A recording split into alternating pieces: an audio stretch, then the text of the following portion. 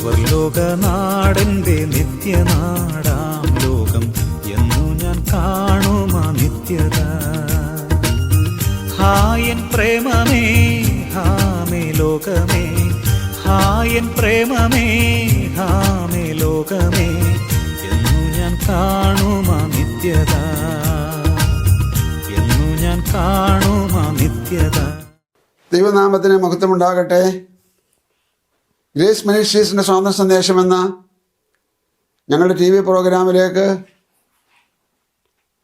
ആദരണീയരായ എൻ്റെ എല്ലാ ശ്രോതാക്കളെയും ദൈവനാമത്തിൽ ദൈവസ്നേഹത്തിൽ സ്വാഗതം ആശംസിക്കുകയും നിങ്ങളുടെ പ്രാർത്ഥനയും സഹകരണവും വീണ്ടും അഭ്യർത്ഥിക്കുകയും ചെയ്യുന്നു. നിങ്ങളിതിനെ സബ്സ്ക്രൈബ് ചെയ്യുവാനും ഷെയർ ചെയ്യുവാനും മറ്റുള്ളവരുമായി ചർച്ച ചെയ്യുവാനും ഞാൻ നിങ്ങളോട് ദൈവനാമത്തിൽ അപേക്ഷിക്കുകയാണ്. കാരണം എല്ലാവരും അറിയണമെന്നുള്ളതാണ് ദൈവത്തിൻ്റെ അടിസ്ഥാന കൽപ്പന. എല്ലാവരോടും പറയണം. മറ്റൊന്ന്, ഇതെല്ലാവരോടും ഞങ്ങൾ ചർച്ച ചെയ്യണം, അല്ലെങ്കിൽ ഞങ്ങൾ പറയണം. അപ്പം ആ കൽപ്പനയുടെ നിവൃത്തീകരണവും ആ ആത്മദാഹവും നിമിത്തമാണ് ഞാൻ നിങ്ങളോട് പറഞ്ഞത് സബ്സ്ക്രൈബ് ചെയ്യണമെന്നും ഷെയർ ചെയ്യണമെന്നൊക്കെ. നിങ്ങൾ കാര്യങ്ങൾ മനസ്സിലായി എന്ന് ഞാൻ വിശ്വസിക്കട്ടെ. ഇന്ന് ക്രൈസ്തവ ലോകം പോലും അധികം ശ്രദ്ധിക്കപ്പെടാത്തതായ, ചിന്തിക്കാത്തതായ, അധികം ആരും ഇത് ഈ വിധത്തിൽ ഞാൻ പറയുന്ന വിധത്തിൽ കേട്ടിട്ടില്ല എന്ന് എനിക്ക് തോന്നുന്നതായ ചില കാര്യങ്ങൾ നിങ്ങളുടെ ശ്രദ്ധയിൽ കൊണ്ടുവരുവാൻ താല്പര്യപ്പെടുകയാണ്. അതിൻ്റെ അടിസ്ഥാന കാര്യം ദൈവവചനം എന്ന വിഷയമാണ്. ദൈവവചനം എന്ന് പറയാനുള്ള പവർ അഥവാ അതിൻ്റെ ആധികാരികത, ആര് ആർക്ക് എന്നത് ഒക്കെ കർത്താവ് നിങ്ങളെ സഹായിക്കട്ടെ, അനുഗ്രഹിക്കട്ടെ. നമുക്കതിലേക്ക് തിരിയാം. യെശയ്യാ പ്രവചനം 34-ാം അധ്യായം 16-ാം വാക്യം. യഹോവയുടെ പുസ്തകത്തിൽ അന്വേഷിച്ച് വായിച്ചു നോക്കുവിൻ. അവയിൽ ഒന്നും കാണാതിരിക്കയില്ല, ഒന്നിനും ഇണ ഇല്ലാതിരിക്കുകയുമില്ല. അവന്റെ വായല്ലോ കൽപ്പിച്ചത്, അവന്റെ ആത്മാവത്രേ അവയെ കൂട്ടിവരുത്തിയത്. ആ വചനഭാഗത്തു നിന്ന് പ്രസക്തമായ ഒരു വാക്കാണ് ഭൂതലത്തിലെ ജനത്തോട് പറയുവാനായി ദൈവം എന്നെ ഉത്സാഹിപ്പിച്ചത്, പ്രേരിപ്പിച്ചത്, നിയോഗിച്ചത്. എന്നെ നിയന്ത്രിക്കുന്നതും ദൈവം തന്നെയാണ്. ഓക്കെ, ചിന്ത ഭൂതലം മുഴുവനും സഞ്ചരിക്കുന്ന ഒരു ബുക്ക്.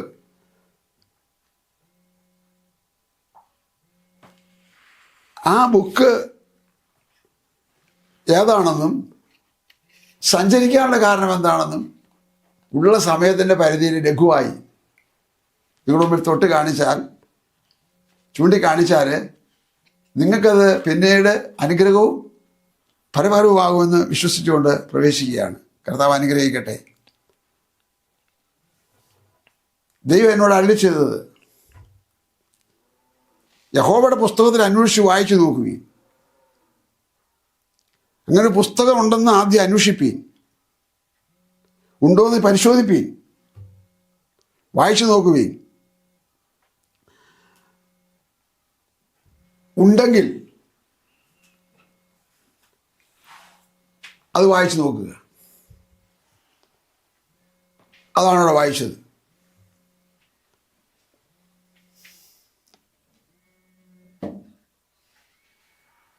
യഹോവയുടെ പുസ്തകം എന്ന് ആധികാരികമായി പറയുവാൻ, ഔദ്യോഗികമായി പറയുവാൻ, ധൈര്യത്തോടെ പറയുവാൻ ആകാശത്തിൻ്റെ കീഴെ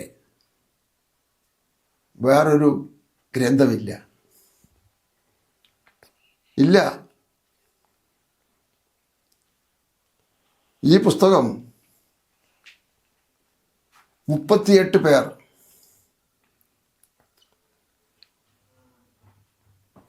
1600 വർഷം കൊണ്ട് 3 ഭൂഖണ്ഡങ്ങളിലിരുന്ന് 3 ഭാഷകളിലായി. പരസ്പരം കണ്ടിട്ടില്ലാത്തവർ എഴുതപ്പെട്ട ഗ്രന്ഥമാണ്. പുസ്തകങ്ങളുടെ ശേഖരം എന്നതിനെ പേരിടാം. വേറെ വിധത്തിൽ പറഞ്ഞാൽ ദൈവത്തിൻ്റെ കൊട്ടാരം എന്നതിനെ വിളിക്കാം. അങ്ങനെ പുസ്തകങ്ങളുടെ ശേഖരമായ ദൈവത്തിൻ്റെ കൊട്ടാരമായ അവിടെ വായിച്ചത് പരിശുദ്ധാത്മാവാണ് ഇതിനെ കൂട്ടി വരുത്തിയത്. യഹോവയുടെ വായി കൽപ്പിച്ചതാണത്. ശരി, അങ്ങനെ ഇരിക്കെ ഇതാരാണ് എഴുതിയത്, അത് എഴുതാൻ തുടങ്ങിയത്? പുറപ്പാട് പുസ്തകം 31-ാം അധ്യായം 18-ാമത്തെ വാക്യം ശ്രദ്ധിച്ചു കേൾക്കുക. 31:18 പുറപ്പാട് പുസ്തകം. അവൻ സീനായി പർവ്വതത്തിൽ വെച്ച് മോശയോട് അരുളി ചെയ്തു കഴിഞ്ഞ ശേഷം ശ്രദ്ധിക്കണേ,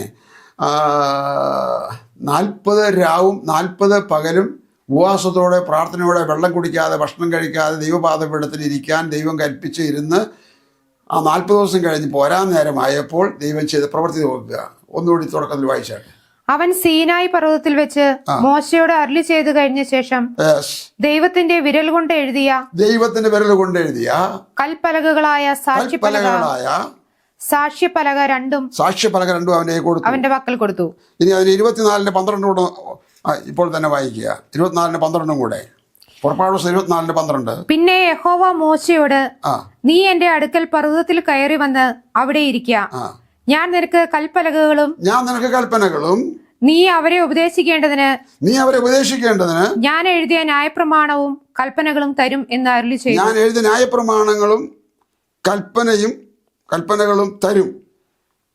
കൽപ്പന 10 കൽപ്പന, ന്യായപ്രമാണം അവരെ ഉപദേശിക്കാനുള്ള വചനം. ഈ 40 നാളുകൊണ്ട് എഴുതപ്പെടാത്തൊരു വാക്ക് കൂട്ടിച്ചേർത്ത് പറയുകയാണെങ്കിൽ ദൈവം അവിടെ യോഗം കൂടിയപ്പോൾ 2 പേരാണ് അവിടെ ഉണ്ടായിരുന്നതായിട്ട് കാണാൻ കഴിയുള്ളൂ. ഒന്ന് മോശയാണ്, ഒന്ന് യോശുവയാണ്. അധ്യക്ഷൻ ദൈവവുമാണ്.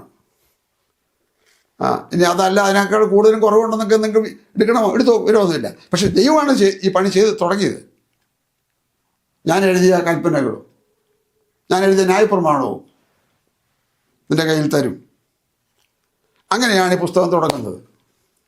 അതുകൊണ്ട് യഹോവയുടെ പുസ്തകം എന്ന് പറയാനുള്ള കാരണം ആ പവർ, ആ അതോറിറ്റി, ആ അധികാരം, അല്ലെങ്കിൽ ആ നിലവാരം ഈ പുസ്തകത്തിനുണ്ട്. എല്ലാ രാജ്യങ്ങളിലും ഇതുണ്ട്. എൻ്റെ അറിവും ഓർമ്മ ഏറെക്കുറെ ശരിയാണെങ്കിൽ എല്ലാ കോടതികളിലും ഇതുണ്ട്. ഒട്ടധികം ജ്ഞാനികളായ മഹാന്മാർ ഇത് വായിച്ചിട്ടുണ്ട്. മഹാത്മാഗാന്ധി ഇത് വായിച്ചിട്ടുണ്ട്. അങ്ങനെ പറഞ്ഞു പോയാൽ നീണ്ടുപോകുമല്ലോ. അതുകൊണ്ട് അങ്ങനെ ഒരു പുസ്തകം ഭൂമിയിലുണ്ട് എന്ന് നിങ്ങൾ അറിയണം. ആ പുസ്തകം എന്തൊക്കെ ചെയ്യാൻ കഴിയുമെന്ന് നമ്മൾ മനസ്സിലാക്കണം. അതിനായിട്ട് നമ്മുടെ കണ്ണുകളെ ദൈവം തുറക്കട്ടെ, ബുദ്ധിയെ ദൈവം വികസിപ്പിക്കട്ടെ, നമ്മുടെ ഹൃദയത്തിന് ആ ദാഹവും താല്പര്യവും ഉളവാകട്ടെ. പത്രോസ് എഴുതിയ 2-ാം ലേഖനം 1-ാം അധ്യായം 20-21 വാക്യം ഒന്ന് വായിച്ചു. 20-21 പത്രോസ് എഴുതിയ 2-ാം ലേഖനം 1-ാം അധ്യായം 20-21 വാക്യം. തിരുവെഴുത്തിലെ പ്രവചനം ഒന്നും സ്വയമായ വ്യാഖ്യാനത്താൽ ഉളവാകുന്നതല്ല എന്ന് ആദ്യം തന്നെ അറിഞ്ഞുകൊള്ളണം. അടുത്തത്, പ്രവചനം ഒരിക്കലും മനുഷ്യന്റെ ഇഷ്ടത്താൽ വന്നതല്ല. അടുത്തത്, ദൈവകൽപ്പനയാൽ മനുഷ്യർ പരിശുദ്ധാത്മ നിയോഗം പ്രാപിച്ചിട്ട് സംസാരിച്ചതത്രേ. മനുഷ്യരിൽ കൂടെ വരാൻ കാരണം മനുഷ്യൻ മാധ്യമമാണ്. ദൈവത്തിനും ജനത്തിനും ഇടയിൽ ദൈവം ഉപയോഗിച്ച മാധ്യമങ്ങൾ,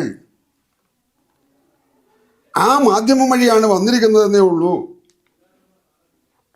അതാണ് മരണശൈലിയിലേക്ക് പോകാൻ നേരത്ത് പോലും പത്രോസിനെ കുറിച്ച് വെക്കുന്നത്. ആദ്യം തന്നെ നിങ്ങൾ അറിയണം, ഇത് മനുഷ്യനിഷ്ടത്താൽ വന്നതല്ല, ഇത് മനുഷ്യനാൽ വന്നതല്ല. ഇന്ന് എന്താണ് നമ്മൾ ചിന്തിക്കുന്നത്? എൻ്റെ സഹോദരങ്ങളെ, വൈകാരികമായും ആവേശമായും മാനസിക ഉല്ലാസമായും കേൾക്കുന്ന കേൾവികൾക്കാണ്, സന്ദേശങ്ങൾക്കാണ് മനുഷ്യൻ്റെ മുമ്പിൽ മൂല്യമുള്ളൂ. എന്നാൽ ദൈവത്തിന് മുമ്പിൽ അതിന് മൂല്യമില്ല. ഉണ്ടാകട്ടെ, ഇല്ലാതിരിക്കട്ടെ, വിഷയം അതല്ല. കാര്യങ്ങൾ മനസ്സിലാക്കാൻ കുറച്ചെങ്കിലും നമ്മളൊരു അന്വേഷണത്തിൻ്റെ മനസ്സുള്ളവരായിരിക്കണം.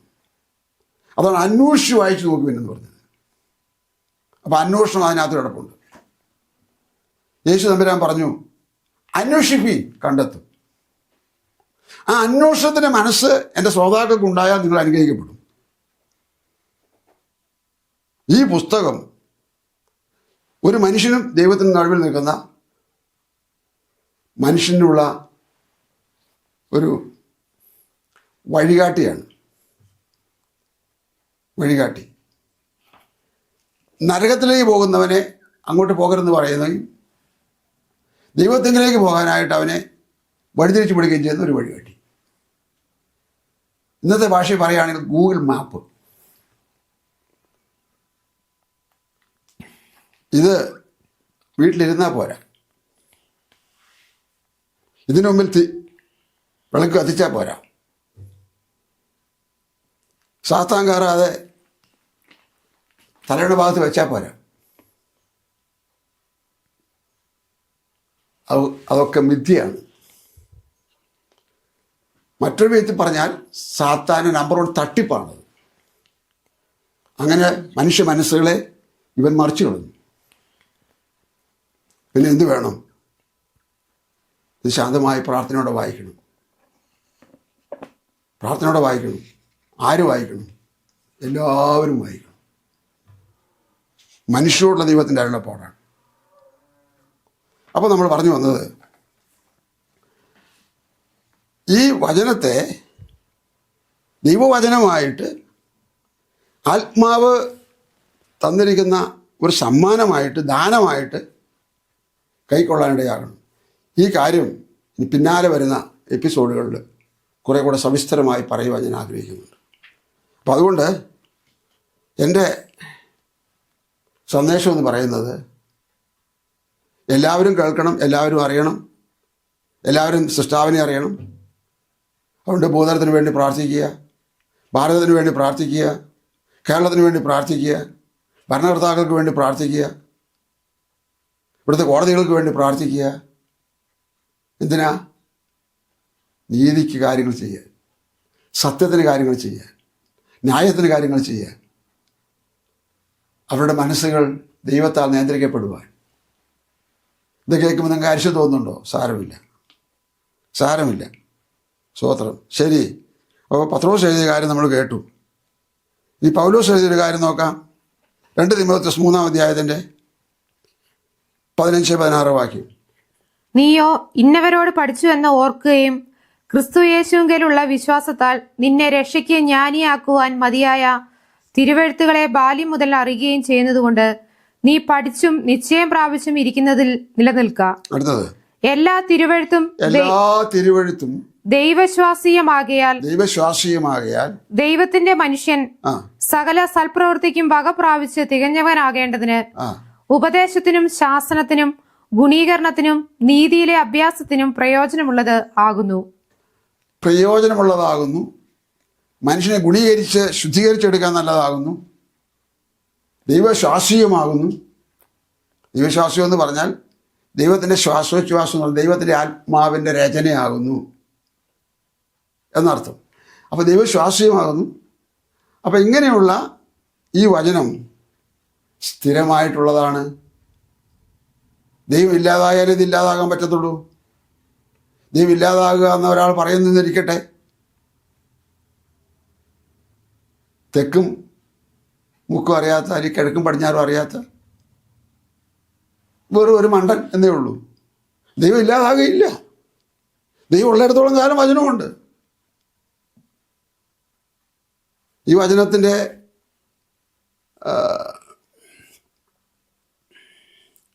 ഒറിജിനൽ അഥവാ അതിൻ്റെ ആദ്യത്തെ കോപ്പി എവിടെയാണ്? സ്വർഗത്തിൽ പിതാവായ ദൈവത്തിൻ്റെ കയ്യിലാണ്. അപ്പോൾ ഇതോ ഇത് അതിൻ്റെ ഫോട്ടോസ്റ്റാറ്റ് എന്ന് പറയാം, അല്ലെങ്കിൽ മറ്റൊരു കോപ്പി എന്ന് പറയാം. അതായത് അപ്പോൾ ഭൂതലം മുഴുവൻ സഞ്ചരിക്കുന്ന ഒരു ബുക്ക് എന്നതിന് പേരിടാൻ കാരണം ഇതാണ്. എല്ലാ മനുഷ്യരും ഇതിനെ അംഗീകരിക്കുകയും വിശ്വസിക്കുകയും ഇത് മഹത്വമുള്ളതാണ്, മനോഹരമാണ് എന്ന് പറയുകയും എല്ലാ വിഭാഗത്തിൽ നിന്നും ഇതിനെ അനുസരിച്ചും ആദരിച്ചും അനുഗമിച്ചും ഇതിനെ സ്നേഹിച്ചും സേവിച്ചും വരുന്ന എല്ലാ സമൂഹത്തിലുള്ള ആൾക്കാർ ഇതിനകത്തുണ്ട്. അതുകൊണ്ടാണ് ഭൂതലം മുഴുവൻ സഞ്ചരിക്കുന്ന ബുക്ക് എന്നതിനെ വിളിച്ചാലും അത് ഏറെ നല്ലതാണ് എന്ന് മനസ്സിലാകുന്നത്. കർത്താവ് സഹായിക്കട്ടെ. അപ്പോൾ ഈ കാര്യത്തിൻ്റെ ശരിയായ സ്വഭാവം ഞാനൊന്ന് പറയാം. ദൈവവചനത്തിന് എന്ത് പ്രവൃത്തിയാണ് ഭൂമിയിൽ ചെയ്യാൻ കഴിയുക, അല്ലെങ്കിൽ ദൈവവചനം മനുഷ്യരിൽ എന്ത് സ്വാധീനമാണ് ചെലുത്താൻ കഴിയുക എന്ന വസ്തുത ഞാൻ ഇതിൻ്റെ ഒടുവിലത്തെ ഭാഗത്ത് നമ്പർ ഇട്ടെന്ന പോലെ അല്ലെങ്കിൽ അടുക്കും ചിട്ടയായിട്ടെന്ന പോലെ സ്ക്രീനിൽ എഴുതി കാണിക്കുമ്പോൾ നിങ്ങൾക്ക് ഫോട്ടോ എടുക്കാം, കുറിച്ചെടുക്കാൻ സമയം കിട്ടിയെന്ന് വരികയില്ല. നിങ്ങൾക്ക് യൂട്യൂബിൽ പോയി നോക്കാം. യൂട്യൂബിൽ നോക്കാം എന്നതുകൊണ്ട് ഇത് കളഞ്ഞേച്ച് പോയാൽ ഇത്രയും സൗകര്യമായിരിക്കില്ല. അത് ഇത്രയും വിസ്തരിച്ച് കൃത്യമായിരിക്കണം നിർബന്ധമില്ല. പോട്ടെ. അപ്പോൾ ഈ വചനത്തിൻ്റെ സ്വഭാവം ഒരു സ്ഥലത്തും ചുമ്മാ ഇരിക്കുന്നതല്ല. എന്നിൽ ഈ വചനം വന്നാൽ അതിൻ്റെ പ്രതിധ്വനി മറ്റുള്ളവർ അറിയും. വേറൊരാൾ വന്നാൽ അത് തന്നെ സംഭവിക്കും. ആരുടെ ഉള്ളിൽ ഈ വചനം കയറിയിട്ടുണ്ടോ? അടുത്ത എപ്പിസോഡിൽ പറയേണ്ടതാണ്. ഞാൻ ആ വാക്യം മാത്രം ഒന്ന് പറയാം, ബാക്കി അന്നേരം പിന്നെ പറയാം. യോഹന്നാൻ എഴുതിയ സുവിശേഷം 6:63 ഒന്ന് നോക്കാമെങ്കിൽ നല്ലതായിരുന്നു. ജീവിപ്പിക്കുന്നത് ആത്മാവാകുന്നു, മാംസം ഒന്നിനും ഉപകരിക്കുന്നില്ല. ഞാൻ നിങ്ങളോട് സംസാരിച്ച വചനങ്ങൾ ആത്മാവും ജീവനും ആകുന്നു. ഈ വചനം ചലിക്കുന്നതാണെന്ന് പറഞ്ഞതിന്റെ തെളിവാണത്. യേശു തിരുവായി വഴി പറഞ്ഞതാണത്. ഞാൻ നിങ്ങളോട് സംസാരിച്ച വചനം അത് ആത്മാവാണ്, അത് ബൊമ്മയല്ല, സ്വരൂപമല്ല, ബിംബമല്ല, വിഗ്രഹമല്ല, ഭാവനയല്ല, തട്ടിക്കൂട്ടല്ല, ആത്മാവാണ്, ജീവനാണ്. ആ ഭാഗം പിന്നെ പറയാം. അപ്പോൾ ഈ വചനം ചലിക്കുന്നതാണ് എന്ന് പറഞ്ഞിട്ട് അതിനൊരു വാക്യം വായിച്ച് കേൾപ്പിച്ചില്ലെങ്കിൽ അത് പൂർണ്ണമാകുന്നില്ല എന്നതിനാൽ മാത്രം വായിച്ചതാണ്. കർത്താവ് നമ്മെ സഹായിക്കട്ടെ. നമുക്കവിടെ ആ ഭാഗം അവസാനിപ്പിച്ചിട്ട് ഞാൻ പറഞ്ഞ വചനത്തിൻ്റെ മനുഷ്യരിലുള്ള പ്രവൃത്തി എന്താണ്, അത് ലോകത്തിൽ എന്താണ് വചനം ചെയ്യുന്നത് എന്ന് നിങ്ങളെ ഓർമ്മപ്പെടുത്താം. വചനം എഴുതി തുടങ്ങിയത് ന്യായപ്രമാണ യുഗത്തിൻ്റെ ആരംഭകാലമാണ്. ആ വചനം പഴയ നിയമം പൂർത്തിയാക്കപ്പെടുന്നത് യേശുക്രിസ്തുവിൻ്റെ കാൽവരിയിലെ ക്രൂശുമരണത്തോട് ബന്ധപ്പെട്ടാണ്. അതിനുശേഷം എഴുതിയ വചനത്തിന് പുസ്തകത്തിനുള്ള പേരാണ് നമ്മുടെ കർത്താവിനിഷ്ടമായ യേശുക്രിസ്തുവിൻ്റെ പുതിയ നിയമം. അതിന് മുമ്പുള്ളത് സത്യവേദ പുസ്തകം. അപ്പോൾ തന്നെ അത് പഴയ നിയമം. ഇങ്ങനെയാണ് അത് കൊടുത്തിരിക്കുന്നത്. അങ്ങനെ 66 പുസ്തകങ്ങളുള്ള ദൈവത്തിൻ്റെ കൊട്ടാരം, എല്ലാ യുഗങ്ങൾക്കും വേണ്ടിയുള്ളത്. ഞാനിവിടെ ആ ഭാഗം അവസാനിപ്പിച്ചിട്ട് ഈ വചനം എന്ത് ചെയ്യുമെന്ന് പറഞ്ഞതിന് ശേഷം അതിന് ലഘുവായ വിശദീകരണം മാത്രം പറഞ്ഞ് ഇത് അവസാനിപ്പിക്കും. ഇത് കാര്യങ്ങളുടെ കാമ്പറിയാൻ, സത്തറിയാൻ, കൃത്യമറിയാൻ, പദ്യമറിയാൻ, വ്യക്തമായിട്ടറിയാൻ, സൂക്ഷ്മമായിട്ടറിയാൻ വേണ്ടി നിവർത്തിക്കപ്പെടുന്നതും ദൈവാത്മാവ് അതിനായിട്ട് തന്നെ ഒരുക്കിയതുമാകയാൽ ഞാനത് ആ രീതിയിൽ നിങ്ങളുടെ മുമ്പാകെ കൊണ്ടുവരുന്നുള്ളൂ. ശരി, നമുക്ക് അതിൻ്റെ ആ ഭാഗത്തേക്ക് പോകാം. ആ ഭാഗത്തേക്ക് പോകുമ്പോൾ യെശയ്യാ 34:16 അതിനുവേണ്ടി ഉപയോഗിക്കുന്ന വചനം. ഞാൻ അത് ആദ്യം വായിച്ചതായതുകൊണ്ട് വായിക്കുന്നില്ല. കർത്താവ് നമ്മെ സഹായിക്കട്ടെ. ഞാനത് പറയുമ്പോൾ നിങ്ങൾക്ക് മൊബൈലിൽ പിടിച്ചെടുക്കാം. മറ്റൊന്ന്, ഞാൻ പറഞ്ഞതുപോലെ ഫോട്ടോ എടുക്കാം സ്ക്രീനിൽ കാണുമ്പോൾ. വേറൊന്ന്, അത് പരിശോധിക്കാൻ നിങ്ങൾക്ക് സമയം കണ്ടെത്താം. ശരി, ഇപ്പം ഞാൻ പറയുന്നതിൻ്റെ തലവാചകം എങ്ങനെയാണ്? ദൈവവചനത്തിൻ്റെ പ്രവൃത്തി എന്തൊക്കെ എന്ന് നോക്കാം. ബൈബിൾ യെശയ്യാ 34:16 നോക്കാം. അപ്പോൾ അത് വായിക്കുന്ന ശ്രദ്ധിച്ചോളി. ഇത് അനേക മണിക്കൂറുകളിരുന്ന് പഠിച്ചെടുത്ത് പരിശോധിച്ച് ബൈബിൾ പ്രകാരം ശരിയാണോ എന്ന് വിലയിരുത്തി വിവേചിച്ച് തിരിച്ചറിഞ്ഞ് എഡിറ്റ് ചെയ്തെടുത്തിരിക്കുന്ന, ഞാൻ സ്വന്തമായി എഡിറ്റ് ചെയ്തിരിക്കുന്ന ഒരു വചനമാണ്. വചനം ദൈവത്തെ വെളിപ്പെടുത്തുന്നു. വചനം ദൈവരാജ്യം കാണിച്ചു തരുന്നു. വചനം മനുഷ്യൻ്റെ പ്രശ്നം കാണിച്ചു തരുന്നു. വചനം മനുഷ്യൻ്റെ ഭാവിയെ കാണിച്ചു തരുന്നു. വചനം മനുഷ്യന് ആത്മരക്ഷ എന്തെന്ന് കാണിച്ചു തരുന്നു. വചനം ദൈവകൃപ പ്രാപിപ്പാൻ പഠിപ്പിക്കുന്നു. വചനം പ്രാർത്ഥിപ്പാൻ പഠിപ്പിക്കുന്നു. വചനം ദൈവത്തെ ആരാധിക്കേണ്ടത് എങ്ങനെയെന്ന് പഠിപ്പിക്കുന്നു. വചനം അനുസരണം പഠിപ്പിക്കുന്നു. വചനം സ്നേഹിക്കാൻ പഠിപ്പിക്കുന്നു.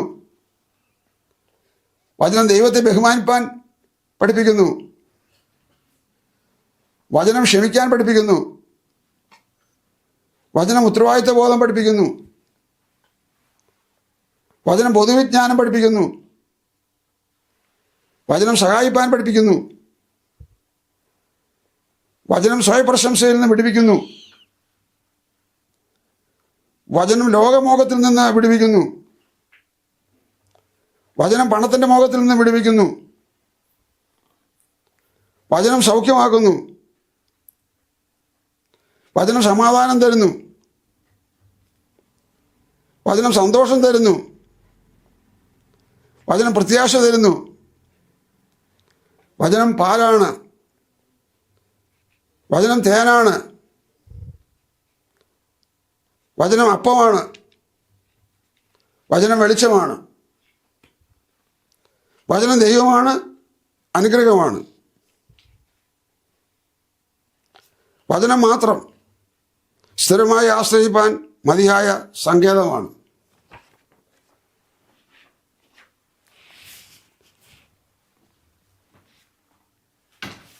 ഇത് മനസ്സിലായി കിട്ടിയാൽ നമ്മൾ ആൾ മാറും. ഞാൻ എങ്ങനെ പറയും? സാധുവായ എന്നെ കൊണ്ട് നൂറുകണക്കിന് ആൾക്കാരെ ദൈവം മാറ്റിയെടുത്തിട്ടുണ്ട്. അതിലെല്ലാ തരം പ്രായക്കാരുമുണ്ട്, മതക്കാരുമുണ്ട്. പിന്നെ ഈ വചനം നിങ്ങളുടെ കൈവശം ഉണ്ടെന്നിരിക്കട്ടെ. ഈ പുസ്തകം നിങ്ങളുടെ വീട്ടിലുണ്ടെന്നിരിക്കട്ടെ. ഇത് നിങ്ങൾക്ക് ഇഷ്ടമാണെന്നിരിക്കട്ടെ. എൻ്റെ അടുത്ത് വന്ന് പലരും ബൈബിള് വാങ്ങിച്ചുകൊണ്ട് പോയിട്ടുണ്ട്. എന്ന് പറഞ്ഞാൽ ബൈബിൾ ബിസിനസ് നടത്തുന്നൊന്നല്ല, ബൈബിളിന് ചിലവുണ്ട്. ഇപ്പോൾ ഞാൻ നിങ്ങളുടെ അടുത്ത് കാണിച്ച പുസ്തകത്തിന് 1000-ലധികം രൂപ വരെയുണ്ട്. എല്ലാ പുസ്തകത്തിനും അങ്ങനെയില്ല. കുറച്ചുകൂടെ വലിയ അക്ഷരത്തിനായിട്ട് സൗകര്യാർത്ഥം വാങ്ങിച്ചതുകൊണ്ട്.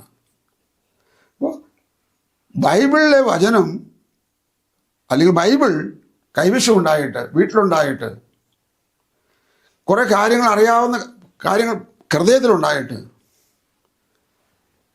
അതിൻ്റെ പ്രായോഗിക തലം കണ്ടെത്തുവാൻ, പ്രാക്ടിക്കലാക്കി തീർക്കുവാൻ മനസ്സ് വയ്ക്കുന്നില്ലെങ്കിൽ ഒരു ഗുണവുമില്ല, ഒരു ഗുണവുമില്ല. പിന്നെ ദോഷമുണ്ട്. അതെന്താണത്? ആ ദോഷം അറിഞ്ഞിട്ട് അത് പാലിക്കാതിരുന്നാൽ അവന് വലിയ അടി കിട്ടും, അതോ അധികം അടി കിട്ടുമെന്ന്. അറിയാതിരുന്നിട്ട് അത് പാലിക്കാതിരുന്നാൽ കുറച്ചടി കിട്ടും. അങ്ങനെ എഴുതിയേക്കുന്നത് ലൂക്കോസ് 12-ലുള്ളതാ. ഇനി വചനം വായിക്കാനൊന്നും പോകുന്നില്ല. പറഞ്ഞു വന്നത്, ഈ വചനത്തിലെ പ്രധാന കാര്യം വചനം സൗഖ്യമാക്കുന്നു. നിങ്ങൾ ഏത് വിഭാഗത്തിൽപ്പെട്ട ആളായിക്കോട്ടെ, ഞാൻ എൻ്റെ വചനം അയച്ച് സൗഖ്യമാക്കുമെന്ന് കർത്താവ് പറഞ്ഞാൽ അത് സംഭവിക്കും. സ്തോത്രം, അത് സംഭവിക്കും. വചനം പാലാണെന്ന് പിതാക്കന്മാർ അനുഭവത്തിൽ കൂടെ എഴുതി. വചനം തേനാണെന്ന് രാജാവായ ദാവീദ് എഴുതി. അപ്പം അതുകൊണ്ട് ഈ വചനത്തെ മാറോട് ചേർത്ത് പിടിച്ചിട്ട് ഞാനത് വിശ്വസിക്കുന്നെന്ന് മനസ്സോടെ പറയാൻ, ഹൃദയത്തിൽ നിന്ന് പറയാൻ ഏതൊരാൾ ഏത് സമയത്ത് തയ്യാറാകുന്നുവോ അപ്പോൾ മുതൽ.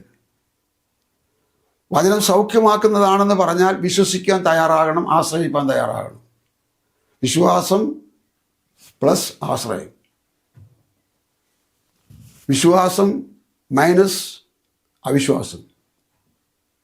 വിശ്വാസം മൈനസ് സംശയം. അവിടെ ദൈവപ്രവൃത്തിയില്ല, ദൈവപ്രവൃത്തിയില്ല. ആ കാര്യം ദൈവാത്മാവിനെ ഓർമ്മപ്പെടുത്തിയാൽ പിന്നത്തെ എപ്പിസോഡിൽ പറയാം. ജനത്തിന് സ്ഥായിയായി പ്രയോജനമുള്ളതും ഉപയോഗമുള്ളതും ഉപകാരമുള്ളതും ഫലകരമായതുമായ ഈ കാര്യങ്ങൾ പുസ്തകം കയ്യിലുള്ളവർ, പുസ്തകത്തിൽ നിന്ന് കേട്ടിട്ടുള്ളവർ, പുസ്തകത്തിൽ നിന്ന് ചില കാര്യം അറിഞ്ഞിട്ടുള്ളവർ, പുസ്തകം വായിക്കുന്നവർ, പുസ്തകം പറയുന്നവർ, പുസ്തകം നല്ലതാണെന്ന് സമർത്ഥിക്കുന്നവരായ ആൾക്കാർ ഒന്ന് അറിഞ്ഞെങ്കിൽ, അനുഭവിച്ചെങ്കിൽ എന്ന് മാത്രമേ എനിക്ക് ആഗ്രഹമുള്ളൂ. അതറിഞ്ഞും അനുഭവിച്ചും ശീലിച്ചും അതിൽ തൃപ്തിപ്പെട്ടും പ്രസന്നവാനായി, സന്തോഷവാനായി, പ്രത്യാശയുള്ളവനായി, ദൈവരാജ ദർശനമുള്ളവനായി യാത്ര ചെയ്യുന്നതുകൊണ്ട് ഒരാളെങ്കിലും ഒരാൾ കേട്ടെങ്കിലാകട്ടെ, അറിയെങ്കിലാകട്ടെ എന്ന് വിചാരിച്ചിട്ടാണ്. എൻ്റെ പല എപ്പിസോഡുകളും കണ്ടിട്ടുള്ളത് യൂട്യൂബിൽ നിന്ന് മാത്രം കണ്ടിട്ടുള്ളത് 4000-ത്തിലധികം പേരുണ്ട്. സ്തോത്രം. അവരെയൊക്കെ കമൻറ്റ് കേട്ടാൽ പറഞ്ഞുകൊണ്ട് ഞാൻ സമയം എടുക്കുന്നില്ല. എൻ്റെ വാക്കുകളെ ചുരുക്കുന്നു. കർത്താവ് അനുഗ്രഹിക്കട്ടെ. ഈ ചിന്ത ഭൂതലം മുഴുവൻ സഞ്ചരിക്കുന്ന ഒരു ബുക്ക് നിങ്ങളുടെ വീട്ടിൽ സഞ്ചരിക്കുന്നുണ്ടെങ്കിൽ, നിങ്ങളുടെ കൈവശമുണ്ടെങ്കിൽ, നിങ്ങൾ അനുഗ്രഹിക്കപ്പെടാൻ ആദ്യത്തെ പടിയായി പ്രാർത്ഥിക്കാം. സ്വർഗീയ പിതാവേ, യേശു ക്രിസ്തുവിൻ്റെ ധന്യമായ നാമത്തിൽ ഈ പകലിൽ, ഈ പുതിയ വർഷം ആദ്യ മാസത്തിൽ ഈ വചനം അവർക്ക് കേൾക്കാനിടയായല്ലോ. ഭൂതലത്തിൽ മുഴുവനും സഞ്ചരിക്കുന്ന ഗ്രാമങ്ങളിലും പട്ടണങ്ങളിലും വീടുകളിലും ഓഫീസുകളിലും കോടതികളിലും അങ്ങനെ ഉയർന്ന എല്ലാ ഗ്രേഡിലുള്ളവരുടെ മുമ്പിലും എത്തിച്ചേരുന്ന ഈ നല്ല വചനം ഭൂതലത്തിൽ ദൈവം തന്നിട്ട് ഞങ്ങളത് അലസവും അലക്ഷ്യവുമാക്കി, ഉദാസീനവും ഉപേക്ഷയുമാക്കി, മടിയും മന്ദതയുമാക്കി കൊണ്ടു നടക്കാൻ ഇനിയും എൻ്റെ ശ്രോതാക്കൾക്കിടെ വരരുതേ കർത്താവേ. അവരെ പ്രചോദിപ്പിക്കണമേ. അവരെ സ്നേഹിച്ച, അങ്ങയുടെ ജീവൻ കൊടുത്ത് സ്നേഹിച്ച ഞങ്ങളുടെ കർത്താവേ, അവരെ അങ്ങയിലേക്ക് ചേർത്ത് വരുത്തണമേ. ദൈവകാര്യങ്ങളിൽ പരിമേൽപ്പിക്കുന്നു. മഹത്വം അങ്ങേക്ക് നൽകുന്നു. വിശുദ്ധ ജനത്തെ ചേർക്കാൻ, സ്വന്തം ജനത്തെ ചേർക്കാൻ വേഗം വരുന്ന യേശു ക്രിസ്തുവിന്റെ ധന്യമായ നാമത്തിൽ തന്നെ. ആമേൻ, ആമേൻ.